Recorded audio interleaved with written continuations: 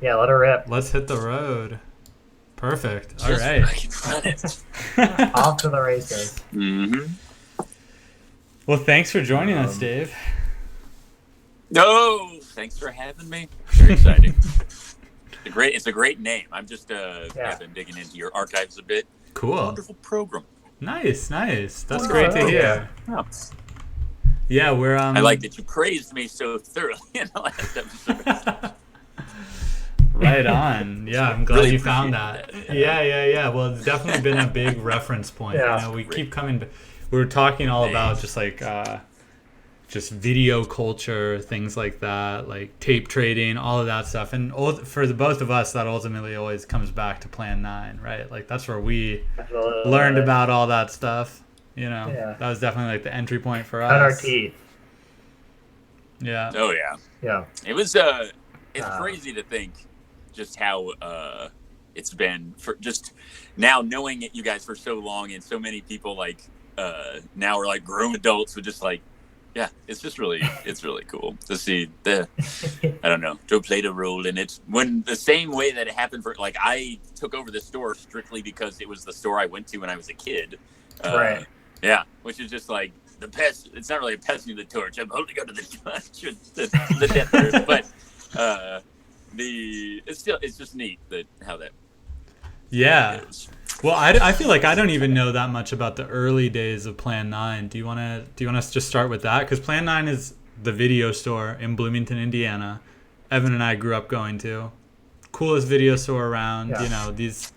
They're few and far between, Absolutely. By a country unfortunately, mile. these days. Right. But Plan 9 is definitely, yeah, easily one of the best. How Yeah. did you come to Plan 9? You said started going there as a kid? Okay, so it was the freakiest video store when I was a lad. It was like kind of the video store of ill repute, you might say. It specialized in Cool. like rock and roll and punk tapes, and it was Uh-huh. also a record store. So it was a record Oh, store where you okay. could get parental advisory records. My rap tapes, my best dirtiest Fantastic. rap tapes, were all purchased at it was called Video City in those days. But it was like generally, like, Dad and I went to Video City. It was kind of a dad and son sort of sort Yeah. of outing. Uh, but it was great. I mean, it was also the best, no question, the best video store in town. But it was just kind of like Kerry, the guy who ran it. His dad ran Cinema 67, the drive-in that's actually closer to Spencer than Martinsville. But like, Hmm. so Kerry grew up just steeped in this stuff, and so the store was full of all these old like ad slicks and promo Cool. materials. Like he had that, like the Mark of the Devil barf bag. I remember, like, he had that, and just Very like all these little Nice. like bits of ephemera from like like the blood from those Blood Island movies. There's like we had a rotted tube of the blood, Oh, and so just it really came neat with like stuff. novelty blood bag. That was like, yeah. So it came with like little vials, like drink the green blood, that they'd ship to theaters to Very hand cool. out as like an attractive thing to bring the people in. Yeah, So they yeah, had a yeah. ton of that stuff. It was awesome. So Yeah. growing up there, it was like the counterculture hub of Martinsville, Totally. such as it was. And then he came down here. I came to school here in '92, and then he brought it was Video City in Martinsville, and then he turned it to Plan 9 down here in '95 ish, I think. Gotcha. And then he just, from hanging out at the store all the time, Martinsville, and I just started hanging out at the store all the time. And then he lived there and would just kind of like this truly living a life. But so he would need people to like man Yeah. the store while he went to take a shower at the Hyper and stuff. So like I got the call to help out. And then over time, just like myself and a few friends were just kind of the circle of people that helped out. Mhm. And then he had it's like a cerebral hemorrhage, so Oh he shit. was out of commission for a while. And so in the interim, like, we who had been the volunteers started we just took over the day-to-day operations. And then Hmm. as it went on, I mean, he regained his like his faculties are still intact. He's like he's still him. He just can't talk very well or walk very well, so he couldn't resume operations. Sure. So basically, that's when Chris and I more or less took over the full ownership of the place. And then so that was like 2003, and then it's been it was Chris and I up until like 2011 or so, and then Chris just got busy with other things and kind of we are still good buddies, but he just didn't have time to run the biz anymore, so I just took over full control as a and that's about it. But yeah, it's all the same. These like video boxes, these traumatizing video boxes that I grew up like being afraid of are now in my personal collection, which is so great. So yeah, it's been great. I tell you, I love it. That's great. So is that where the big boxes came from? Those have been kicking around. Oh yeah, those are all the very ones. Wow. Yeah, this whole time since. I mean, I think he started. Video City was probably like 84, 85. Cool. I would think. So yeah, old school, very old school. Legit. Awesome. Yeah, I mean, Evan and I both have memories of people coming in specifically just to check out the big box horror tapes. That was like a big. Nerds coming into Ogle. Yeah, nerds galore. Yeah, I don't blame them. But they're still. I mean, they're cool. I love movies, but I love like movie packaging, and specifically VHS of that era. Yeah, it's like my favorite shit. I just love it. You can't beat it. It's great. You can't beat it. And really, like you look at what happened to. I mean, there's great packaging now, like Severin and Vinegar Syndrome and stuff make wonderful fucking packaging now. But in the interim between like the boutique labels and kind of like the early 90s video movie packaging is such absolute horseshit. It's just like like it's horrible, just like movie posters that just became so terrible. It's like, but forever, I mean for a very long time it's like 3 faces and names, just like here are the people in the movie and here's a gun. I mean just like that's horrible compared to like back in the day when all it was they were trying to like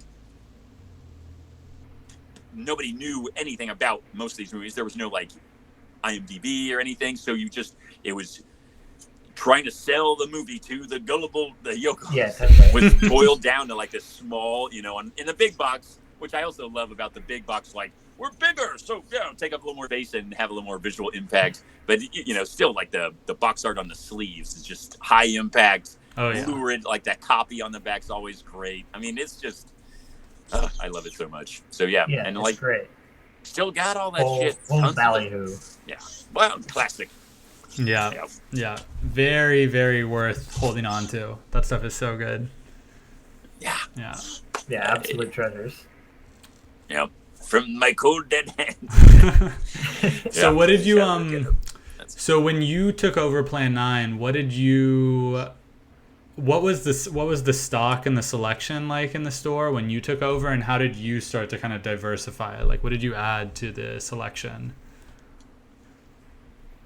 Well, I felt that I was the torchbearer of the Plan 9 like guiding light of just like what it had been. Chris had more art house. I was like the grindhouse and he was the art house. Gotcha. Killers, and then the deal that we struck was we just put all the money that the store made, and at the time it was like actually not like lucrative, but it was a real business that made money.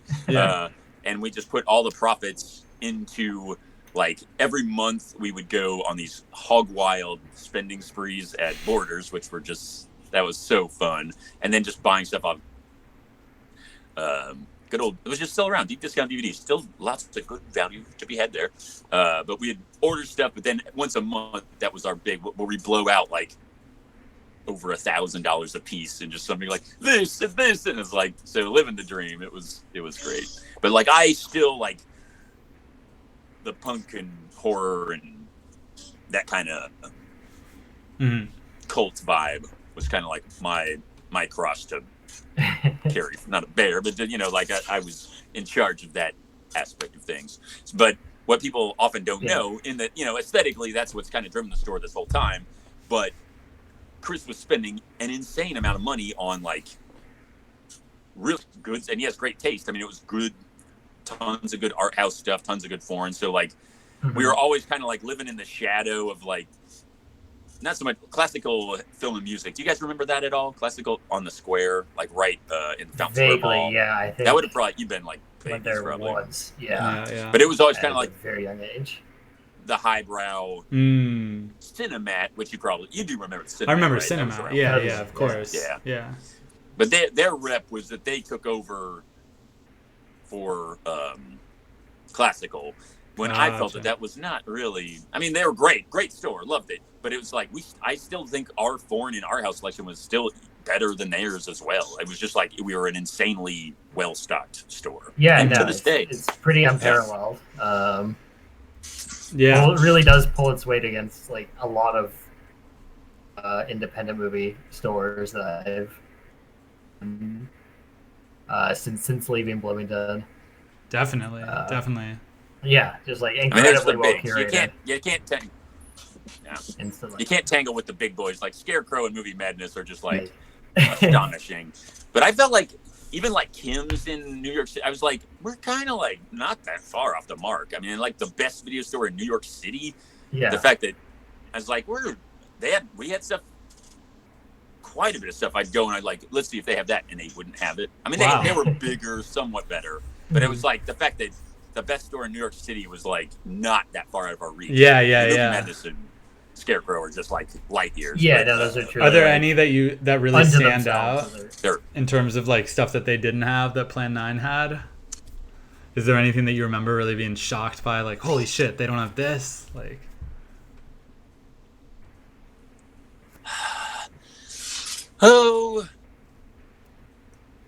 I guess not. I mean, nothing specific. It would just be kind of random stuff. Yeah. That I'd be like, oh, let's see if they have that. What I don't know. Well, I looked for Kitty Cat Follies one time there. They didn't have that. Damn. Gotcha. Yeah. Well, don't have that. that's also I think an interesting thing for me about when Evan and I started going to Plan 9. It was kind of just on the cusp of when you were starting to be able to find a lot of stuff online, but it was still, we weren't at the total saturation point we're at now, where just everything is, well, obviously not everything, but so much is available, right? But it really was, I think we definitely got a taste of like the exclusivity of having a video store like that, where you have access to so much stuff that was, completely unfindable in any other, like in a movie theater, in a regular video store. I mean, there was really like, unless you were, I don't even know before the internet how you would find some of the stuff if you didn't have a video store like Plan 9, if you didn't have like a niche video store that was specifically kind of countercultural, right? Like you could find some of the obvious art house stuff like, Fellini and Bergman, but how do you find the really freaky, like underground weird shit if you don't have a place like Plan 9? Like still some of that stuff is super difficult to find online, and it's so you still kind of need to be guided to a lot of it too. Like absolutely, sort of a level of human expertise that's like needed to lead you in certain directions. You need weirdos, hands-on guidance from weirdos. Yeah, that's exactly what it is. I mean, yeah.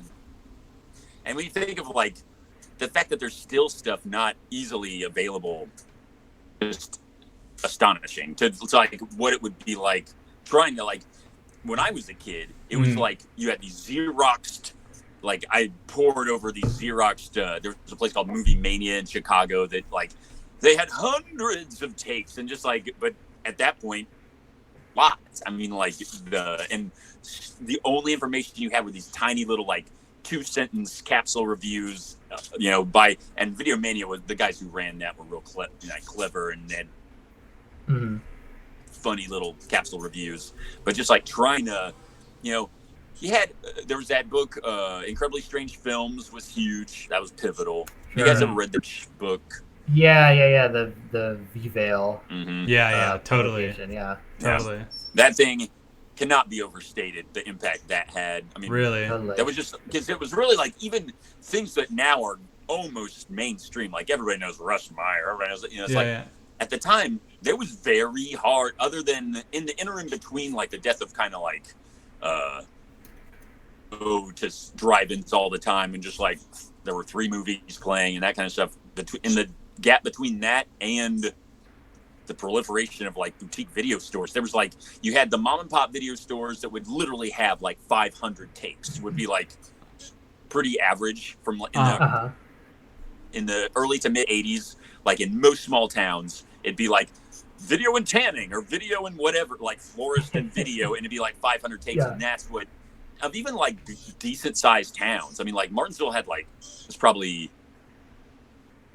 15,000 people, so a decent sized town. And there were like, I think probably 6 video stores, but more than half of them were like tanning and video, that kind of thing. Wow. Video City was the biggest. And then before that, like there was a Blockbuster in Greenwood, and that was like just mind blowing. You have thousands of tapes, and that was a mind blower. I mean, it was just like that having access at that level was even just like this huge game changer. So, but yeah, it was an interesting time. It's crazy to have been kind of like around for so much of it. It's like it's a bit of a trip, but yeah.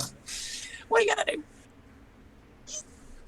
Yeah, I guess I think also another wonderful thing about Plan 9 Video to me is not only that it's like a incredible film, it's also sort of a steward of like Bloomington culture, and like you are also sort of a great like recorder of like cool stuff that happens in Bloomington. Definitely. As we discussed a couple weeks ago, you have this incredible YouTube channel where like every single like cool show has been art for all to see. I've fallen so far with stuff. I mean, we got this disease on, but even before that, it's just like, yeah, it's tough. But I still try to keep on top of it. And for a time, yeah, I was definitely a maniac. Just like to do it. It's so fun. It's still like, I'd rather tape than watch. I mean, watching a show is sweet, but like, super. I mean, like when you're taping, you're watching the shit out of it. I mean, just like it's So I prefer to tape than just sit and watch. Right? Yeah. So yeah, we got a pretty good, and that's another. I do think the strength of the store is that we have a massive archive of like, especially like early to late 2000, I would say, very well covered. And then still pretty good from then on. So. When did you start building up? And we got a great. No. Go on. Sorry. Oh no, that's basically like pretty early on. I would just make those shitty DVDs of just like just turn and burn, just like put them directly on a DVD-R. Yeah. And so we got a ton of those. But then I also work at CATS, the community access station. So like from that collection, I would just like make copies of and have for free. I mean, they rent for free. With our local section is a neat thing we're all very proud of.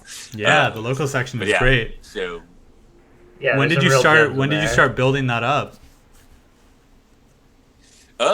Pretty much from the get-go. I mean, that was kind of even like before I was given carry tapes and stuff. And I had my own little section for a time before, like, whereas like I had that very brief run, but a zine, I kind of shoehorned in, giving him section. I was making a zine at the time, and he was like, "Give me a shelf." So he gave me a shelf, but I used that shelf to kind of like shoehorn in stuff from CATS, and just it was basically like the collection of weirdo cult stuff. Yeah, great. Yeah, but still got that shelf too. The National Sleazy Graphic. Yeah, absolutely. That keeps. Although another bummer is like with the phones and YouTube and shit, it's really put the whammy on like cable access as a thing people like make stuff for, because it's a pain in the ass. I mean, making shoes and getting in the right format so we can run it. I mean, it's like, I don't know, it's tough. Still pretty massive effort. Yeah. But still, some people are doing it. Leonard Beasley's still doing it, by God. Yeah, really? Leonard Beasley cannot be That's stopped. good to hear. Yeah, unstoppable. A local champion. How many shows has he made during Corona? It's like God only knows. I mean, he's just been making them. He hasn't been able to come in, so it's just like he's been making them, and I think like just filling up hard drives. He's just gonna glut us, I'm sure, insanely. Nice. But it was over 10. I mean, it's probably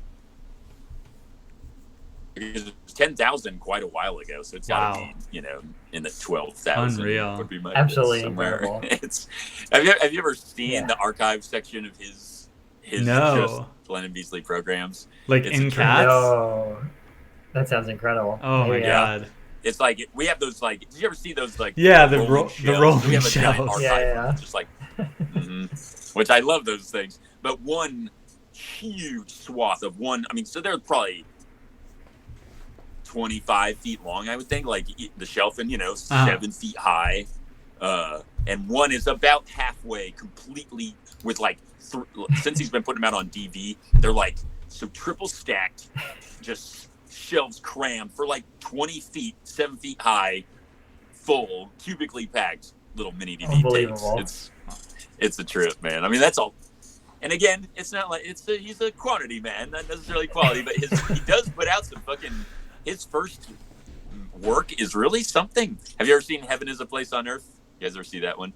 2.5 hours. No. Whoa, wait, no. Give us a rundown. Capsule summary, maybe. He worked at Bloomington Hardware with Valerie, and the full title is Heaven is a Place on Earth, the life of Valerie Ann Kling's story, which I love. And it's basically like 2 hours plus of him just kind of like talking about his relationship with her. She had recently passed away, and he's just like, he is sad about it and wanted to make a documentary, but it's like so exhaustive. And the way he is, he just asks these like questions that are in no way meant rudely. It's just him like sitting like with her husband or her widower and like looking at pictures and asking him how he feels. And it's just like a line of questioning that you just normally that is pretty, I mean, it's affecting. It's something. So, Yeah, so gotta get that up. I would love to see that. That's incredible. The part of it, I think we stopped playing it just because it is kind of, it's awkward in as much as like she was a well-known lady in town. I mean, very nice lady. So it's like, it's kind of weird. I don't know. So we don't play it much, but we still have it. And it's something. It is something. When did Lennon make that? That was probably, I mean, early 2000, probably 5, I think. Okay.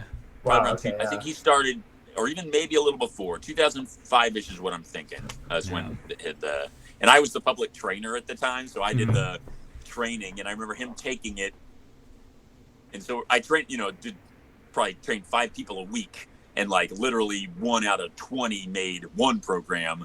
And then this guy who I remember, like, it's like, this guy, I think he seemed very focused on the training and interested. And like, little did I know, just like, this man will be a part of my life for 15 years and counting. And we'll be making over 10,000 programs. Unreal. The birth of an auteur. Yeah. Super producer. The one that I always, one of my personal favorites is definitely Bowling with Lennon. Which Bowling with Lennon. I mean, just the variety of the shows that he makes, but just that just like static shot from behind the back of just bowling for like an hour. Yeah. Just very inspired. Busting them down. Damn good bowler. Yeah. He could do worse than steady his form too. He's a good bowler. Yeah. Good singer. Yeah. Yeah, no, I think formative memory for me is I think it would have been 2012 or 13, going to the triple album release party at Rewind Music. 3 at once. Sure. Yeah. That was a good one. And you still have that, right? You still have the him physical? Playing every single instrument, yeah. Romance Avenue, I could get that for you right now. It's right here.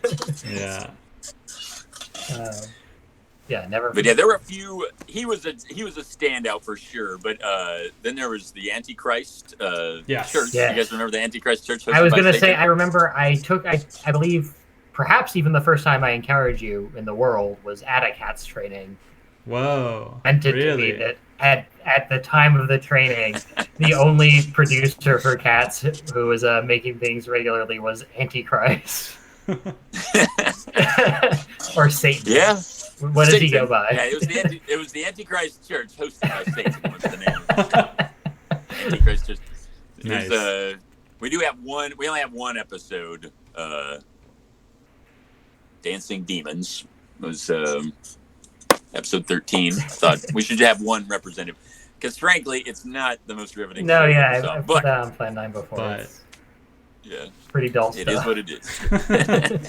it's a As curiosity. Antichrist churches go, it's maybe lacks a little pizzazz, but nice enough guy. Yeah. Also, I have a. Do you guys know about the roadkill cautionary tale? Oh, yeah, this is one of my favorites. Yeah, tell us This about is- this. Okay, so I feel I'm in a fairly unique position regarding this. In as much as, okay, so I had just started working at Cats, and Cats had just gotten an Avio system, which I don't know if y'all recall Avio, but it was like an early crude digital editing program. Like before iMovie, it was like Okay. edit videos at home, digital video editing, only $5,000. I mean, it was like a kind of a dedicated computer or a machine for editing videos. So it And wasn't had, even like, software. It was like you got a standalone yeah, machine. it was an Avio machine. Wow. Yeah. And then you bought like Avio. What was it? There's Casablanca and Avio. It was the same basic machine, but one had interchangeable hard. I think the Avio was interchangeable hard drives, but it was like 6 gigs, and the 6 gig hard drive was like $1,000. I mean, for 6 gigs, and the DV video takes up an insane amount of space. So it'd be like you would edit a sequence, like a 30-second like intro or something, and that would be like half of a hard drive. Sure. So yeah, it was even in that time very laborious process. But anyway, okay, so maybe it was a Casablanca machine because I feel like Avio were interchangeable. Anyway, so I go back to use this thing, and whoever was using it last had left the things up, and they represented the clips. You could see them by thumbnail, and I was like, so I'm coming in, and someone's left their project open, and I look at the thumbnails, and it looks like just a bunch of dead animals, and like, so I'm like, and this is it's like after closing the library, it's spooky, and like stumbling upon someone else's unfinished or work in progress is already kind of like you feel a little intrusive. But I was like, the fuck is this? And like poked a little further and then played it. And at this point they had none of the voiceover wasn't laid on these clips, and it was just marionetting of these rotting, hideous, dead like roadkill. And to me, I found it immense. I was just like chilled to the bone. Yeah, and it's I, a like, horrifying project. And apparently, so I went to Michael and I was like, look, Michael White, who runs the station, what, I don't want to rat anybody out, but I just found some deranged stuff, and I don't know what our policies are. So it became this thing like, but then it turned out Eric White, who was a great Livewire motherfucker that worked at Cats at the time, he was kind of the liaison to Bill Robertson, was this guy who masterminded the Roadkill Cautionary Tale, and who turned out he's a neat cat, real interesting dude. He like at one point animated a cow skeleton and put it in the Bloomington Parade. Whoa. Wow. So some like brilliant engineer. I think he maybe worked for a crane, but was also just a fucking weird cat. Yeah. And so brainchild of this brilliant weirdo was the Roadkill Cautionary Tale, which is basically like a puppet show with dead animals playing the characters. And actually, Kerry Scott, his band is the band that the squirrels jamming out to at the beginning is Kerry's band. So Whoa. the gynecologists. So full circle. Yeah. So that Unreal. was a wild one. Let's see. I'm sorry to interject for a moment. We have a question in chat though from E. Klein Smith asking who's this Beasley. So I feel like we might need to circle back. Oh yeah. Maybe is there like a good Lennon Beasley video we could toss up really quick? Yeah. I don't know if E. Klein Smith is still here, but I'd have to think. if they are. Well, look at catstv.net. See if Yeah, I mean, Better I know is there are One Day is on YouTube. That'll do. That's the brilliance of Adam Stillwell, though, who's another fucking titan of cats that must be discussed. I mean, amazing guy. So that's Evan, or that's you. Adam and Lennon's relationship is a thing of just wonder. Because I mean, like Adam's the programming director, or he like runs just basically he's in charge of like the actual programming, the public end of things, and so he interacts with Lennon for hours. Like when we were open, literally hours. Lennon would basically be there all day and interacting constantly with Adam. And Adam, who's this genius, hilarious maker of videos, and like before I started working at CADS, when I was in college, I saw videos that he made, and I was always like super intimidated by how good they were. And I was like, I remember one video in particular that showed Chicago in the background. I was like, oh shoot, these guys are from Chicago. They're big time. That's why they're so good. And then when I went into interview at CADS, I was like, that's the guy. This is the Karaoke Jam guy. His show was Karaoke Jam, which is wonderful. Cool. Yeah, great fucking show. Another classic. So, but that's Adam's work. And so Adam, every like year or so, will cough up some brilliant thing. And Better Is One Day is kind of a collab between Lennon and nice. Well, we can throw it on really quick as an introduction. Yeah, Lennon Beasley is just a Bloomington legend, just super producer. Again, like we said, has made over 10,000 programs for public access TV. And also records... Really unparalleled. Yeah, records a ton of music and does all the instruments and, is a real mastermind. So let's throw on this classic Beasley vid. Oh, this is over 500 programs, so this is pretty dated. All right. That's long ago. Yeah, he blew past that a long time ago. Well, quality. My name is Lennon Beasley. I am a senior. Like 3 minute for like 20 a day for a while. Yeah. Here we go. All right. Oh, he looks so young too. Wow. My name is Lennon Beasley. I am a senior legend executive producer of community access television now for over 5 years. Better is one day in your course. Better is one day in your house. Better is one day in your course. Better is one day in your house. Better is one day in your course. Better is one day in your house. Better is one day in your course. Better is one day in your house. Thousands elsewhere. Better is one day in your course. Better is one day in your house. Better is one day in your course. Better is one day in your house. Better is one day in your course. Better is one day in your house. Better is one day in your course. Better is one day in your house. I tasted and I seen. Come once again to me. I will draw near to you. I will draw near to you.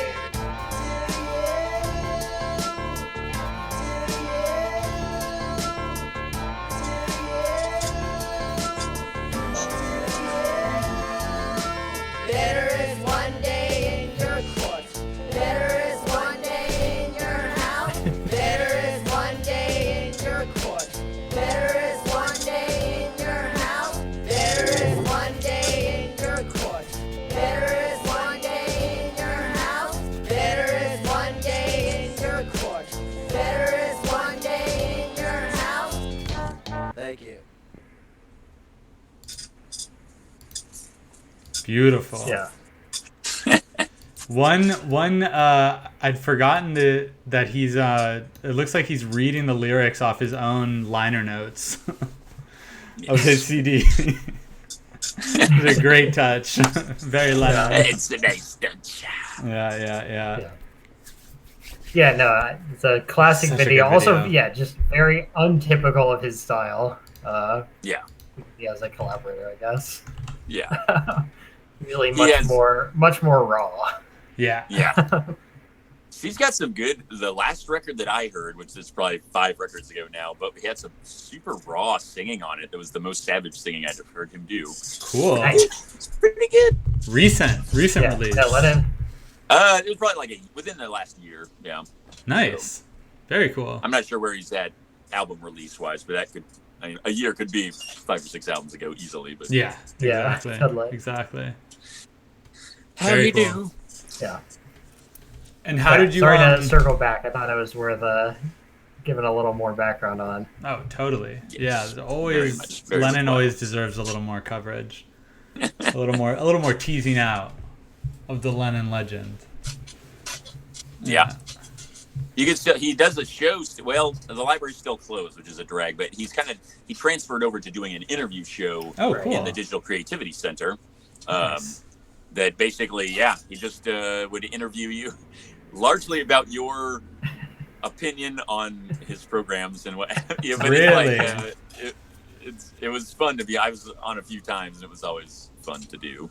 But yeah, good stuff. Nice. So there's still the opportunity. It was an open invite. We have the poster in the window that anybody who wishes to be on the Lennon BC program. All you got to do is ask. Nice. Yeah, that's fantastic. Plenty of content to go around. Definitely. Yeah. No shortage. Oh, No shortage. very cool. But yeah, great stuff. Yeah. I'd also be remiss if I didn't bring up Haunted Indiana. Ooh, yeah. So you guys grew up with cats. You probably saw this repeatedly. Like when I was a kid, so they made this, and it was hyped up as like this. So when I was a kid, it was Sammy Terry was the horror host, and of like Channel 4 in the late night, and then the cartoon hosts were like Cowboy Bob and Janie. So like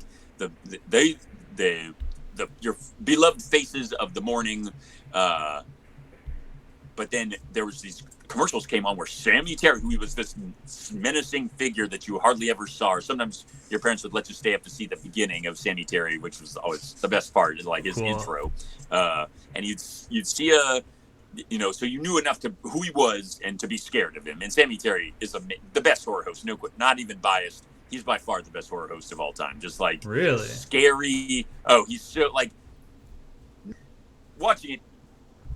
A bit of camp to it, but so much straighter, so much scarier, so much like this intense, like it's just taken seriously in a way that almost all the rest of them are kind of winky and just like not really to be taken seriously, where Sammy Terry was scary. I mean, it was definitely some scary stuff. His laugh was terrifying. The intro was wonderful. I mean, I don't know if you could pull up, but the intro, old classic Sammy Terry intro was like this woman's face whispering. She had like a skull with a candle on it, and she's like whispering this incantation, and it was bone chilling, absolutely. And I saw it as an adult, and maybe some muscle memory from me being a kid, but I was like, still scary. It was really good. So anyway, seeing so it came out when I think I was in first or second grade. And so all the kids at school, we'd seen these commercials where Cowboy Bob and Janie and Sammy Terry were in the same commercial promoting this show that was going to be on Halloween night that was Haunted Indiana. And so with the endorsement of Cowboy Bob and Janie, it would say like, and everybody was just like, that looks so scary. Everybody was super hyped up for it. And so every kid watched it, and it was like the program. It's fucking terrifying. I mean, it's absolutely just real, again, dated. It's of its time, but like it means business. And it's basically kind of like, voice. It's drawn from like the folklore archives of IU. Oh, cool. But as a kid, that means to you, as a kid, it was just like, here are true stories that really happened. And then this authoritative man's voice telling you the story of monsters and ghosts and kids being killed. And just like, so it was epically terrifying. So every kid in fucking central Indiana just shat themselves. And then the next day we had a convocation at school to talk everybody down, to tell everybody that it wasn't real. It was like, that was the impact this thing had. Unreal. It was just like, Nice. blew everybody's mind. It was amazing. Yeah, Oh my God. okay, yeah, I don't know that I've seen this. It was scandalous. That's so cool. It was never, it was not shown again on Channel 4. And was kind of like this thing talked about. Like kids told the story of watching this as a ghost story. It was so scary that we talked about this program that you had seen and was so scary. You would like, it was like a campfire story itself. Because no one, like, they never showed it again. All the kids that saw it lorded it over the kids who hadn't seen it. It's like, it was the scariest thing that ever, you wouldn't have been able to handle it. It was just like this very much like the exclusivity of those who had seen it. That's and so then, cool. Again, talked of in hushed tones for I love years. it. It's great. But, so then I flash forward to working at Cats I'm going through the archives one day and I see Haunted Indiana. I was like, and I didn't even remember what the title of the thing was, but the font was I was like, that's it. That's the thing that I saw. And I like, carried the tape. I was like, I saw this tape when I was a kid, blah, blah, blah. And they're like, we show that tape all the fucking time. The guy who made it is Michael White, the boss of the station. The guy who started Cats was the guy who directed Haunted Indiana. Yeah, incredible. Very cool. So full circle again, right that's around. Great. And and it's still, I mean, it's great. I've uploaded at least a chunk of it, I think, to my YouTube page. Yeah. There's a little segment on there. Yeah, I'll definitely. We can put a link in. For sure. So what was the program exactly? Like, what was the format of it? It was just like a one-time broadcast. Yeah, so basically it was kind of there were cartoons interspersed with, because this is all, Haunted Indiana is all segments. So it was like, there was like a Casper cartoon in the middle of it, and it was like, I had sisters at we watched it, and just like, terrified, and then they showed like a Casper cartoon. And was like, what is this? The scary stuff gonna come back, and then it did come back, and like they interspersed the segments in with like kind of spooky children's cartoons with this fairly. I mean, it's watching it now, is it the most terrifying thing? It's like, no, but it's kind of like in that Unsolved Mysteries kind of deal, where it's just like things presented with grim intention, and just like how Unsolved Mysteries was fucking terrifying to me as a kid too. And like it had that kind of vibe, but it was the first thing like it I'd ever seen, and it had these crazy video. I've learned from Michael that they overcranked the video tremendously, because I remember it looking so weird. I'd never seen anything look like it. It's because it's illegal to broadcast things of that intensity. It was like, and it's probably never been seen like that ever since. I mean, it was being pumped out of an actual television tower, and like at frequencies that are not allowed. So it was just like, that's probably one of the reasons the Alpha also didn't run it again. It was like the brightness levels and just the intensity was not something that anybody had ever seen. Like the picture itself, TV. You mean? Yeah. That it was like blown out and like... Yeah, hugely blown out. And that was part, they used that for the keying. So it's just like, it looked like nothing I'd ever seen. Wow. That's awesome. Because no one had seen it before. So that was really neat. I've noticed that I've been frozen for a very long time. I'm going to try rejoining the call. I'm sorry. I think there's there's a little... There must be a bug in the works. Little funkiness. I think it's like freezing and unfreezing, depending on who's talking. But, the audio seems to be working fine, which is good. That's important. Yeah, the audio is the important part. Oh, and now we got you flipped. Yeah. Now you flipped. Bizarre. Well, it works. It's just how it goes. That's just how it goes. Great to be back. Great to Does that work better? I mean, can you move to your right a little bit? Gonna scooch in here a little bit. There we go. That looks better. Yeah, beautiful Perfect. stuff. We got it fixed. Yeah. It's a process. So what else is going on at the video store? How is it going these days? It's Vulture Video now, right? It's now Vulture Video. It's going okay. Like, we haven't been open to it's just like, we call it human redbox model, where someone just sits in here and like dispenses things through the mail slot. Yeah. I think we're entering as of midnight. It's October. Yes. So we can't be closed during October. So I think we're going to open back up to just like limited, have like one person or small group in at a time. I think is what we're going to do. But yeah, I mean, there's been a trickle of people, like good-hearted citizens, keeping us afloat. Yeah. And it's been like all volunteer for years now, so like nobody's getting paid, right. So that's nice. But yeah, we're hanging in there. I don't know. I feel like it's like you don't want to be a vector for disease, and just like I was trying to, and we, by doing this model, because we spray the shit out of everything and wipe everything as it comes in and out.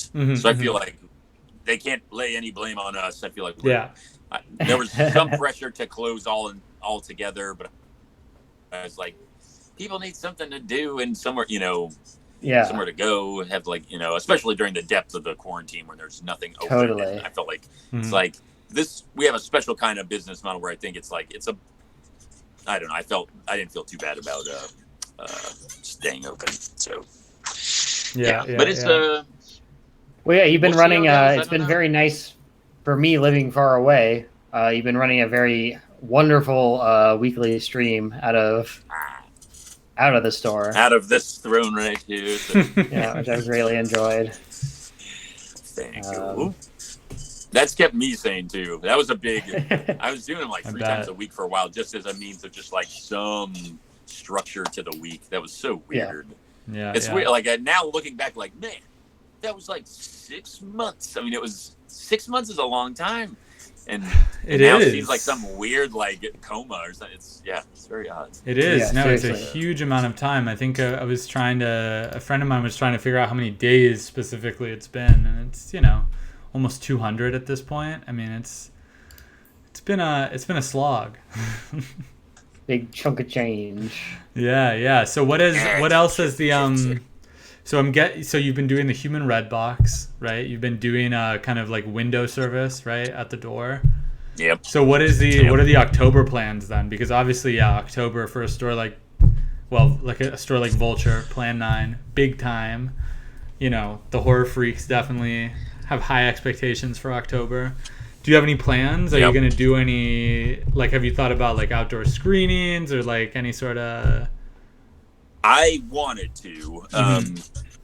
Things were looking kind of good where like I've done that thing at Harmony the last few years, like a chase, like kind of horror game thing that was like really fun, but I don't like wouldn't be able to do it this year. Sure. So I was thinking we might show like an outdoor screening there that was like, because the setup of that thing was like it was a zombie game. So I was thinking like we could have an outdoor screening and like guaranteed no zombie attacks, 99% guaranteed. Have like the security force that was like in the game serve as security, and then obviously have zombies attack during the movie.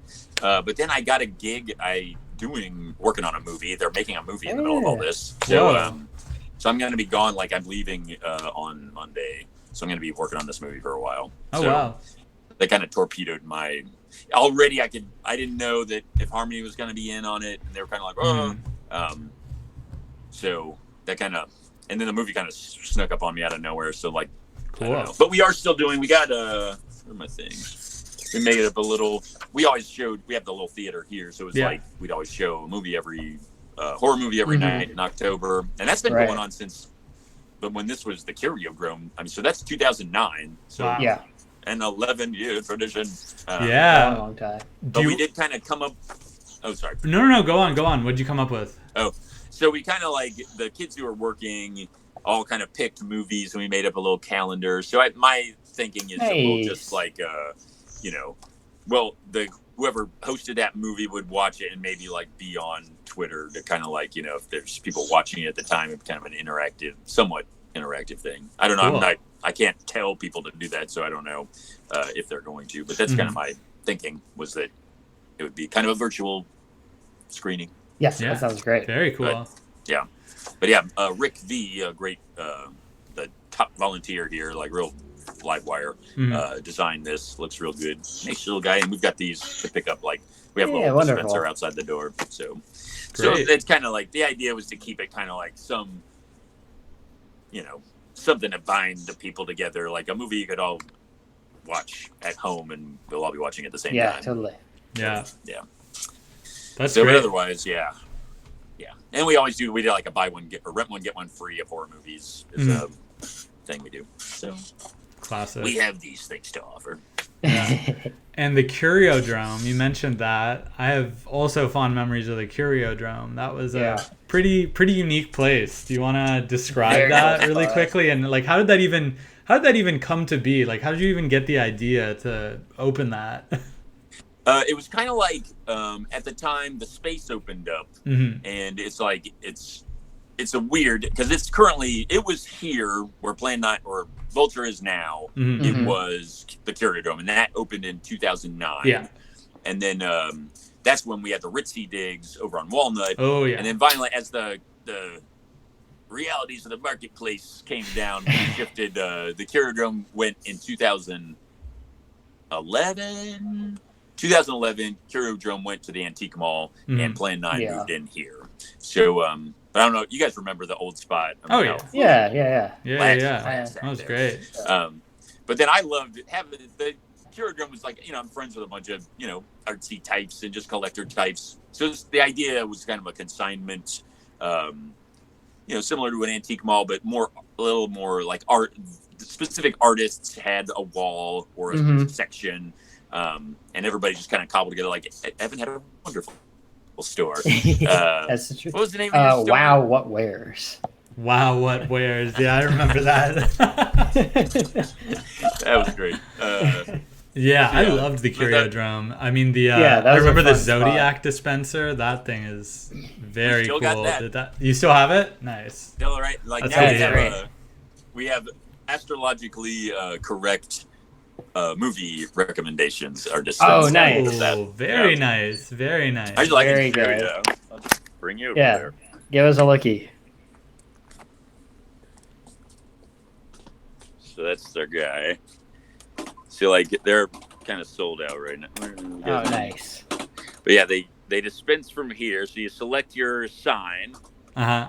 Is that coming through? Yeah. Yeah. And put your quarter in, and it is dispensed there. Beautiful. I love these things are the best. There was the pizza place I went to as a kid had one, and my sisters and I would just sit there and spin that. I mean, the knob feels wonderful. Yeah. That thing's out of this world. I just love it.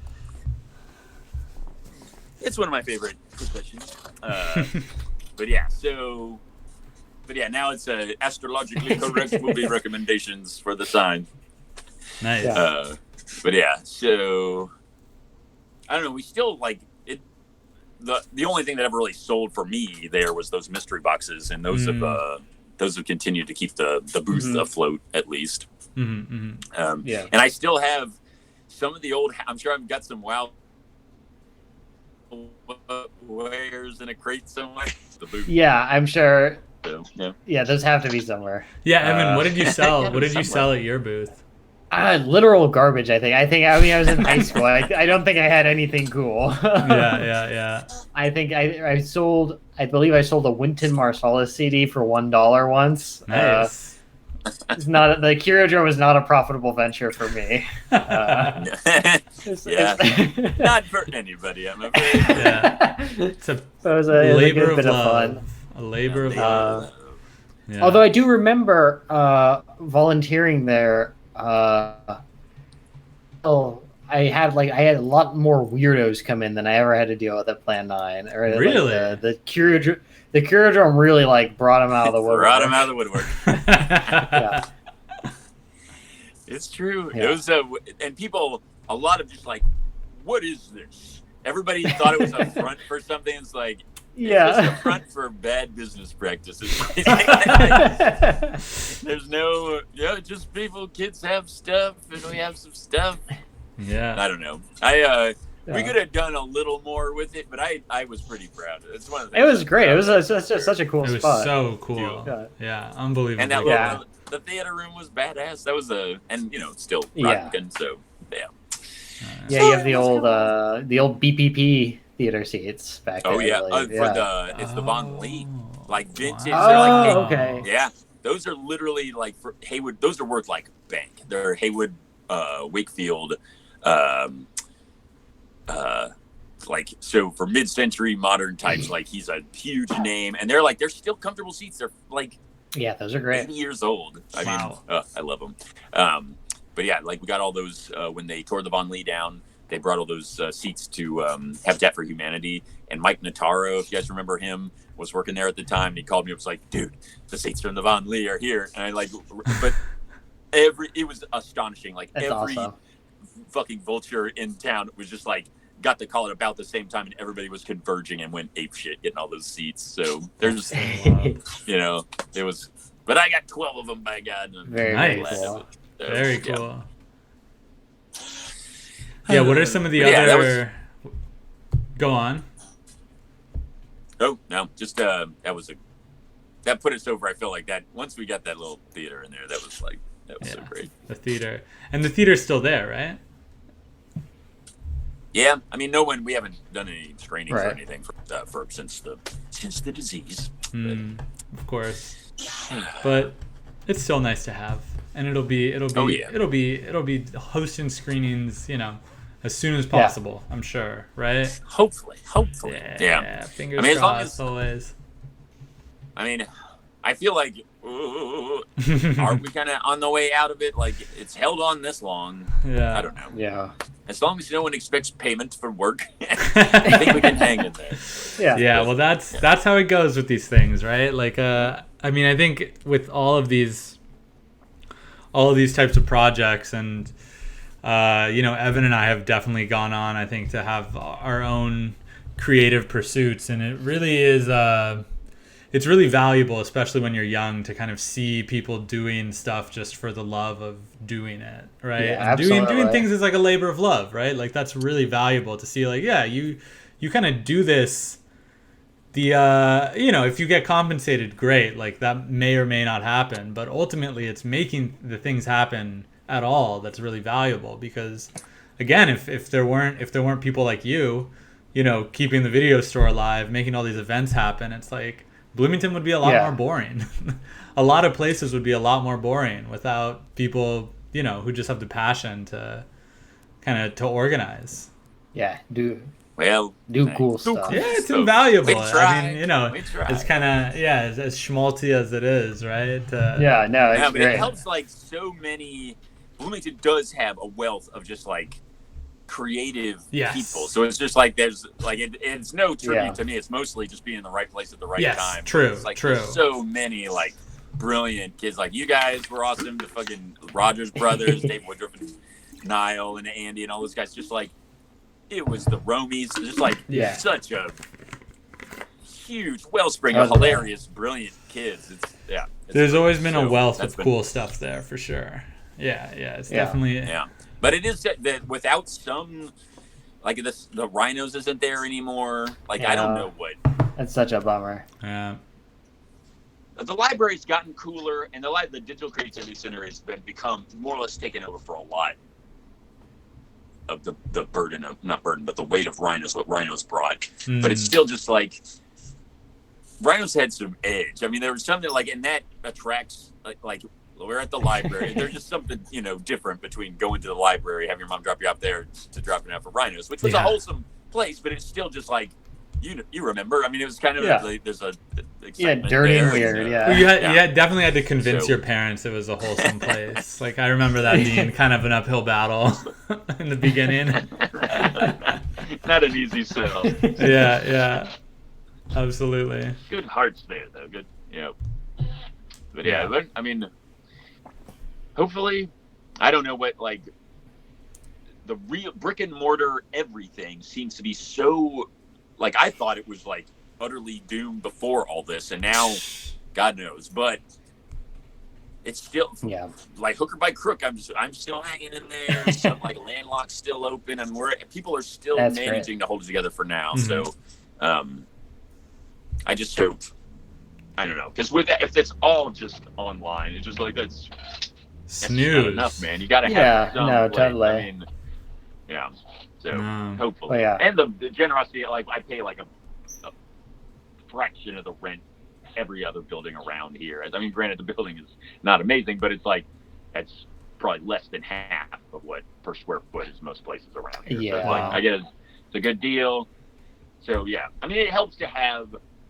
Again, with the secretly just like the resource that they bring to the community, like just tons of cool people have been able to live in town that otherwise they maintain music careers. Like they as an employer and just like a hub of stuff. And they're, obviously all that trickles down to just like the holdings of like this building they own or Christian Band. And it's like they do a lot to keep things cooking too. So it's a team effort, but I do think in a lucky, lot of lucky things happening at once that resulted in what we have.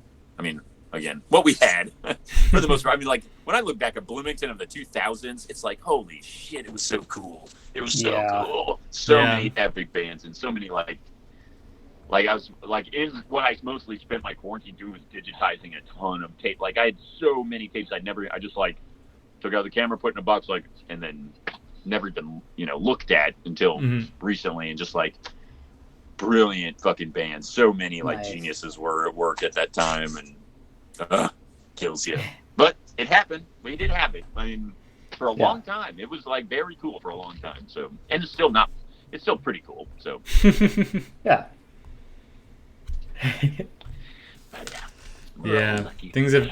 Yeah, I mean, again, we've talked about this as well. Just how it is. It's not not every town of that size is like that. I mean, Bloomington, there's definitely something in the water. Like, there's something special about it for sure. It's a very vibrant place for its size. It's pretty. Absolutely. There's a lot of places that are a lot bigger that aren't even as cool and as interesting. Yeah, totally. Yeah. I mean, for real, like Andy Lund moved from, like, he worked at Cats Forever. Cats Forever, he's a wonderful Bloomington legend. But he moved to Portland, and like the cable access station in Portland is not as good as the one here. I mean, really? Like, No way. It's insane. Like cable, like maybe in New York City, the cable access stations there are pretty well funded. But in general, the brilliance of Michael White, I mean, he was always supremely adept at securing funding and built an awesome resource that is just like, that's really cool. Have reaped the benefits of forever. So very cool. Yeah.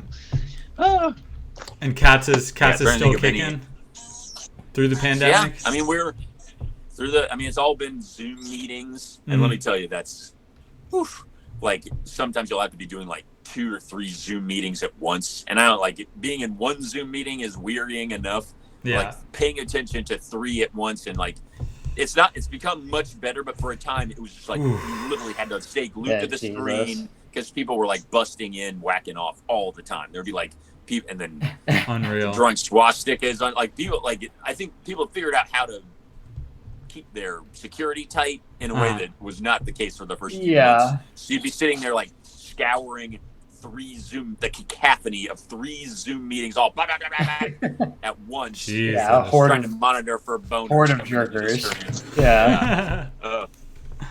Unreal. And it was, I mean, I would see, I don't know what is happening. I don't know how all this shit works, but you'd see all of a sudden the screen would pop up, and then a guy who just clearly did not look to be a local lawmaker would be like, and then you kind of perk up, and then zip, and then start whacking. It's just like, whoa! There must be something where like you just log into some like password hacking or like some thing and wait, and you're. That's incredible. Program just looks for vulnerabilities in various Zoom meetings, and then when they get a chink in the armor, then like they're alerted, and then they can begin the masturbating process, because that's always what it looked like. Is a guy kind of just like looking at multiple it's the internet's unparalleled ability to connect masturbators with unwilling audiences.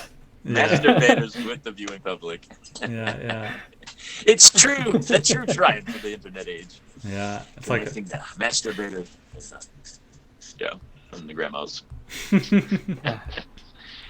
But but that settled down some, and now we generally are just doing one meeting at once, so that's like less of the for the a way while things should be. Let any more than one person in the room at a time. Yeah, so that was rough. So we're through that. Onwards and upwards. I'm kind of got a program in the works now. Oh, yeah. Like part of it has been so we got to like come up with something. So the new program is going to be just basically phone interviews with like, I'm kind of wanting to get like older people to like tell stories of stuff that happened in town, and then I'll go out and shoot footage of the present day location. And so they tell the story of something that happened. Either like I would prefer like a funny, weird story that happened to them as opposed to like a historical thing. But we'll see what we get. We've got a few submissions so far, and then just go to the place where it happened. Try to get to. I've got my own archival footage, and like J&B on the Rocks is a huge resource of just like 90s Bloomington. Sure. So like, what is? Sorry, I couldn't. Like, I didn't I hear have a that. pretty good grasp. Oh, sorry. J&B on the Rocks. Do you guys remember that at all? That was kind of before your time, but yeah, they were brilliant. I mean, just these fuckers cranked out a high quality, really good show every week for years. Like on the AV roll 2 VCR editing system, somehow coughed up a high quality program, a program that's like more work than anybody does on anything anymore. Like it's incredible to edit video in those days, and that they just bang, bang, bang, week after week for in the early to mid 90s, they were just cranking out hit after hit. But basically they go out in the street, and so like they are an incredible resource of like Bloomington street footage from the 90s. So cool. And I've seen a lot of those episodes multiple times, so I'm kind of like, okay, there's so many houses, like famous houses and stuff that like, oh, I remember that episode. They went to that house that became some big like punk house or what have you. Totally.